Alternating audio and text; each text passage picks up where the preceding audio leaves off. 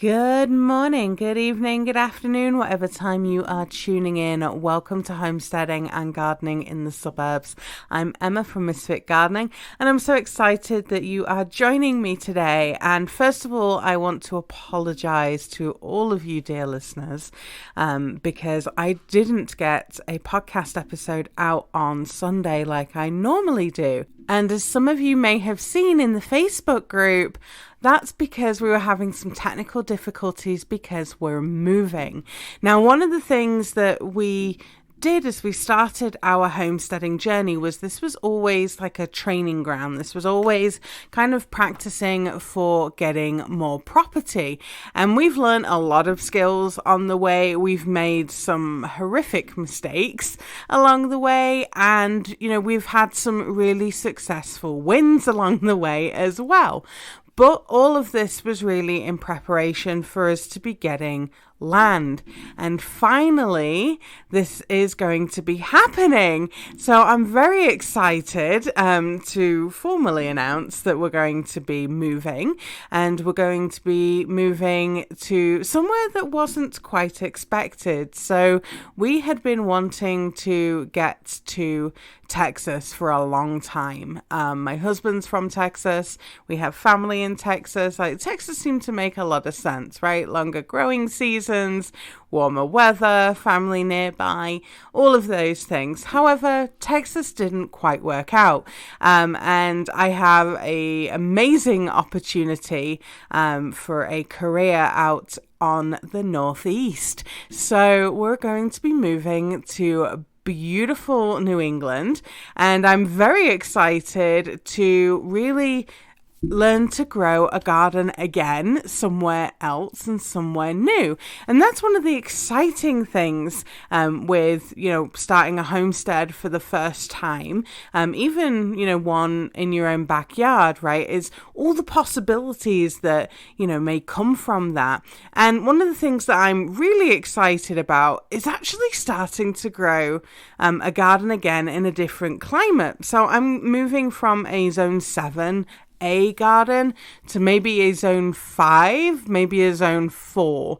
Not entirely sure on the zoning yet because we've got to figure out some last few details, like putting an offer in on the homestead that we want. So we're going to be having a very, very exciting trip to New England and getting to see some really great places. But one of the things that I wanted to talk about in this episode is some things that having a homestead has really taught me, because I'm one of those people that like to plan and, have a very solid plan together. And if you've been listening to the podcast a while, you know that, I'm always planning my garden. I'm working out where things are going to be growing, like what the succession planting's going to look like. I'm always kind of planning the garden. And there's some other skills that have come through with growing your own food and having this more of a kind of homesteading lifestyle. And it's not for everybody. I will be honest, it really isn't for everybody. And there have been times when, my husband and I have looked at each other and we've been like, I don't know that this is kind of the right thing for us. But we are always drawn back to having kind of a homestead, even where we're living right now in Utah. So let's get on with today's episode and talk about some things that homesteading has really taught us in the almost 6 years that we have been doing this on our property here in Utah. So the first thing is being resourceful, right? Making something from scratch that we needed, like, for example, makeup removal pads, right? During the pandemic, I couldn't find any cotton balls and I didn't have any makeup removal pads, right? And I always wear waterproof mascara, which is a pain to remove without like makeup removal pads or cotton balls, right?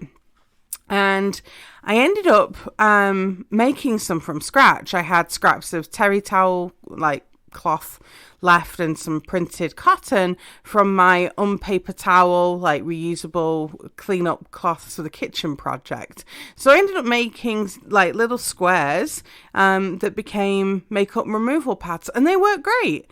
I had a friend who made some by crocheting and, like little face scrubbies and stuff, and those work great too. And what I love about reusable stuff is you just shove it in the washing machine, you run it on a hot wash, and it's good to go again after it's dry, right? I absolutely love reusable stuff.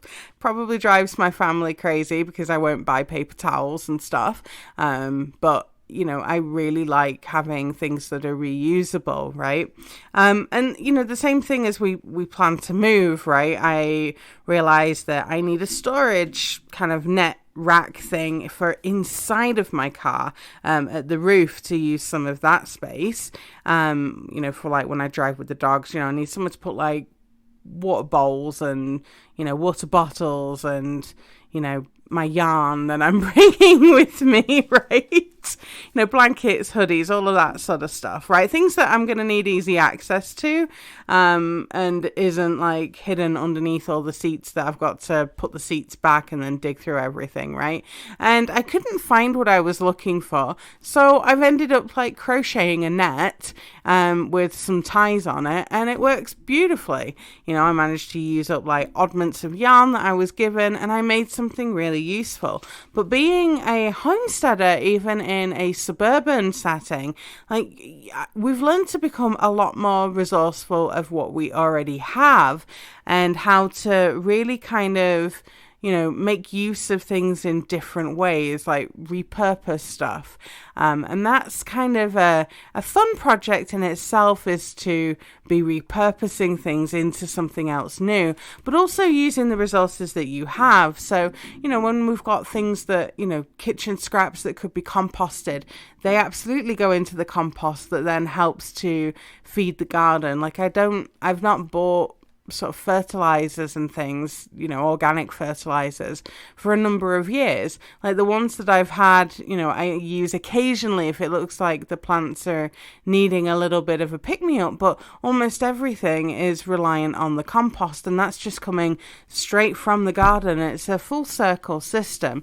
So we're kind of at a point now where the garden's very self-sufficient. We're now seed saving heavily from the garden, right? All of the seeds that I have been saving over the last couple of years, they're all going to be used again, even though I'm in a different climate, because you never know, right? I talk a lot about having, saving seeds from your own garden, because you're building that resilience into your plants that you're growing to really hone in and grow well where you live. Well, plants and their seeds are full of diverse genetics, and putting them in a different climate, you'll see some other traits that start to come through. So I've been, working on a seed saving project for my leeks, where I grew my leeks totally uncovered, and I've got seeds to save. Well, guess what? They're going to be getting grown up in the northeast. Some are probably going to be uncovered, and again, the ones that make it through and survive, I'm going to be saving seeds from those, and then next season after that, then I'll start growing them out and start selecting for things like having, the ones with the fatter stalks or the skinnier stalks, or whatever kind of traits that I decide to go from there. And that's kind of an exciting experiment, and a resourceful experiment in itself, because you're, then reducing your reliance on having to be purchasing seeds all the time, because you've got things that are going to be growing well. Now, granted, I will say that a lot of my seed collection, because we were looking at moving to Texas, was very heavily focused on things that grow very well in the southern states. So I have a lot of watermelon seeds, because I adore watermelon, and this is the first year here in Utah that we've had a really good crop of watermelon. I've grown watermelon before, but it was always kind of the small varieties. This one I've actually got a decent sized one growing, and we're going to be moving. So whoever buys my house is going to hopefully enjoy a nice organically grown large watermelon. But not just watermelon, also got a lot of things like southern peas, cowpeas, okra, lots of things like that grow very well in those kind of higher temperature and humid climates. Even long beans, got some of those really, the yard long Asian beans. Again, all grow very well in those kind of climates. Not so much on a shorter, growing season. So there's going to be an element of seed swapping that is going to be happening. So I can swap out some of those seeds for something that is going to be growing a little bit better in a shorter season. So I would love to know from you, if you are up in the New England area, what varieties of vegetables grow best for you? I would love to know. And if you are in the southern states and you want to do a seed swap, then also let me know, because we can definitely do a seed swap and I can help you with your seed collection too. All right, let's talk about the next thing that homesteading has taught us, and that is gratitude. Because homesteading has really taught me especially to appreciate the little things, right? The first ripe black currants, or the first ripe blackberries of the season, the first spring salad, being able to just sit and look at the garden on an evening and enjoy the birds singing and the bees buzzing, or seeing a hummingbird visit the flowers, right? Really kind of enjoying things in the moment and being very thankful for having those moments, because all the fancy gadgets really don't even compare to moments of gratitude and joy that being in the garden brings.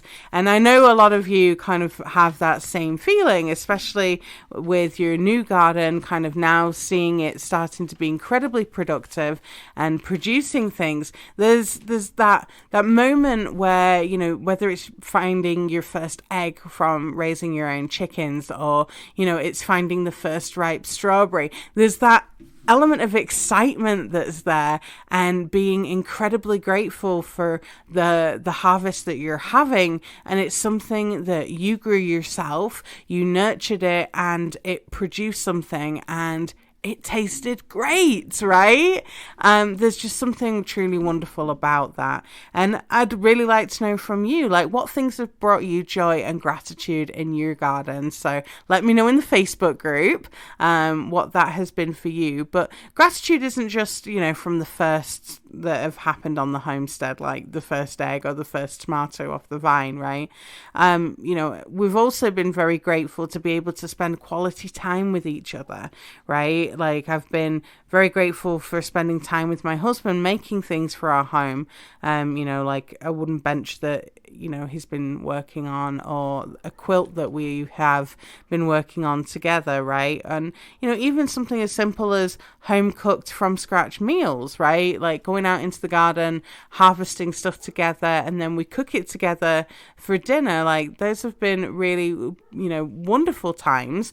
And when I had family visiting, my step granddaughter, I guess would be how that works. She was visiting, and she's 3, and she wanted to go out to the garden, and she was helping me pick tomatoes. And it was trying to keep her out the garden that became, the challenge after that, because she loved being in the garden. She loved harvesting all of these beautiful red tomatoes off the vine, and then she was eating them all, which was fine, right? Kids, you want to help them eat the vegetables. She was helping me harvest carrots and stuff that were coming out the garden. Granted, they were tiny carrots. We called them fairy carrots. She was enjoying every moment of it, and it was really lovely to see. So, there's lots of, moments of joy and fun that come from having a homestead or having a garden. And gratitude really comes from so many places on the homestead. It really does. Whether it is, looking at something that you have made completely from scratch, right? Let's say you have made a quilt from old clothing or scraps that you have found, around the house, right? Or you have built your first garden boxes, or just straight up, you have built your first garden bed, or you're growing flowers for a big occasion like a wedding or something, and you are, using the flowers that you've bought for your own wedding, right? There's just so much that comes from having a garden. Number 3 on the list is saving money. That probably doesn't come as a surprise for you. But being resourceful and appreciating the little things naturally leads you to spending less money, right? Eating from the garden means that I go grocery shopping far less. Doing things like the pantry challenge or the store cupboard challenge means that I get to be creative in using up what we already have. And you can do those things too, right? The pantry challenge or the store cupboard challenge is basically where you take inventory of everything that you have in your freezers, your pantries, your cupboards, right? You write it all down, and then you don't go to the grocery store. You're basically challenged with trying to make meals with what you already have.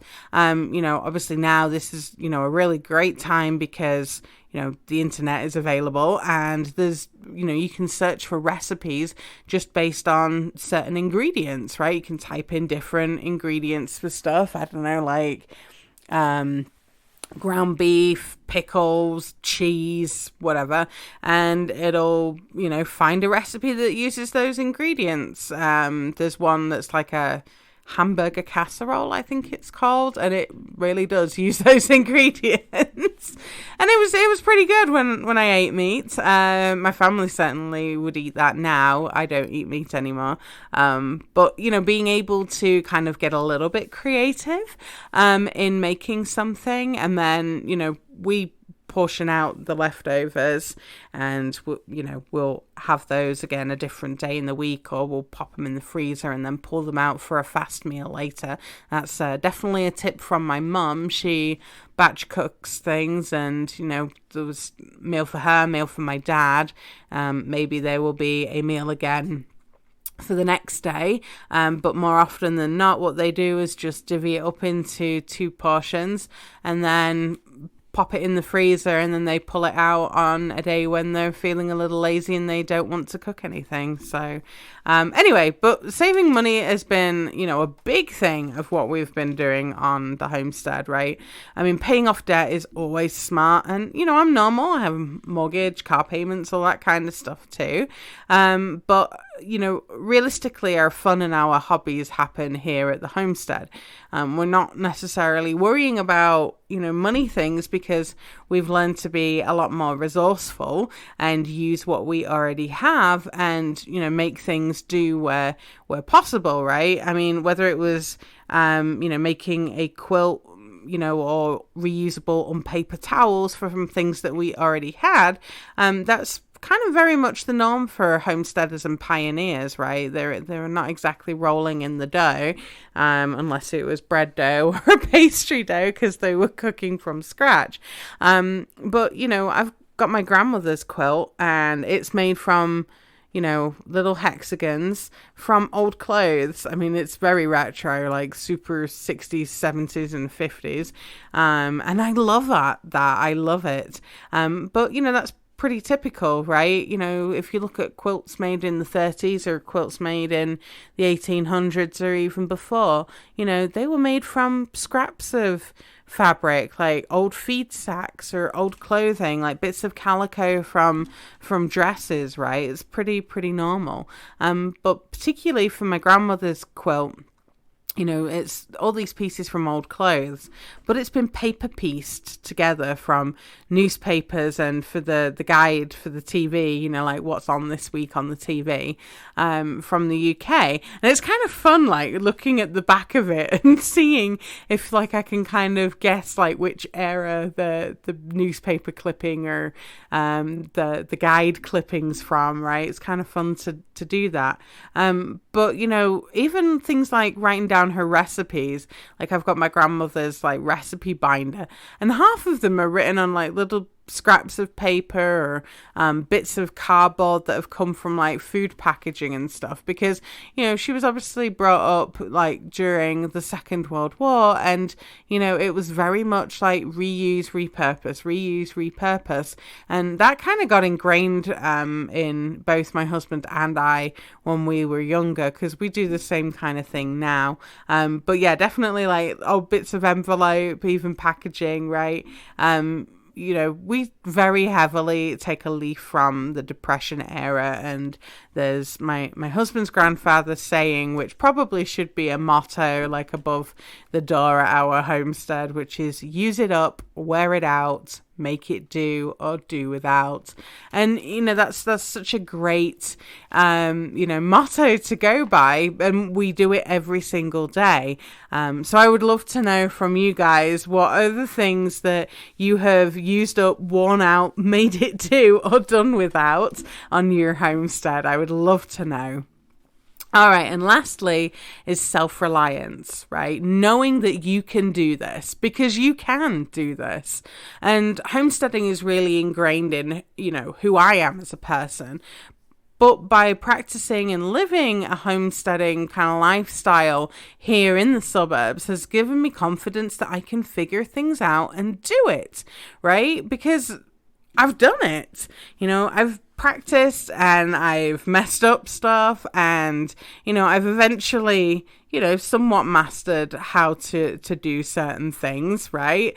Like growing a garden, cooking from scratch, right? With fresh ingredients, preserving food. Like I feel I've mastered preserving food.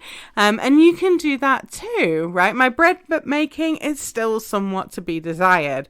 There is a video on YouTube of a bread loaf that I made that was so tough.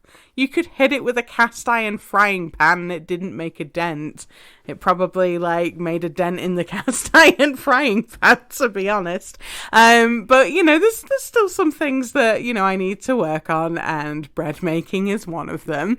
But really it's all about practice. Practice makes perfect, and it really does.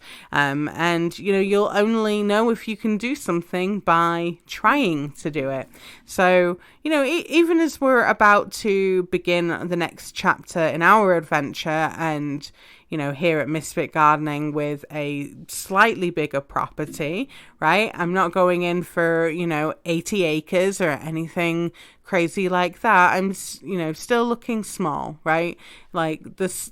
Honestly, the smaller subsistence farms make up so much more of the farming community globally than some of these, really big farms that are just kind of monocropping things. And that's kind of where we want. We want, a smaller scale subsistence farming, that I can practice my seed saving and things on, and create varieties that are going to be, highly successful in the environment that we are. But, one of the things that I have come to realize during this journey of homesteading is that, I know that I've got the skills that translate to homesteading in another part of the US or anywhere else for that matter, right? And of course there's ups and downs in a garden or on a homestead, even with family or at work, right? It's pretty normal as part of life, and help us shape our next chapter, our next move, or our next project even, right? If something doesn't quite work in the garden, we want to try something different and maybe that'll work better, right? But it's all a big experiment, and one of the things that is incredibly helpful, particularly as you move down a more self-reliance kind of world, is having that journal of what worked well, what didn't work well, what you tried, right? And building that knowledge base is going to really help you succeed, especially in the garden, right? That's where I spent a lot of my time, is journaling for the garden, right? And writing down things like when the pests showed up, when the first tomatoes came ripe, when I planted the plants, what I fed them with, like how I planted them, and and what works best. Like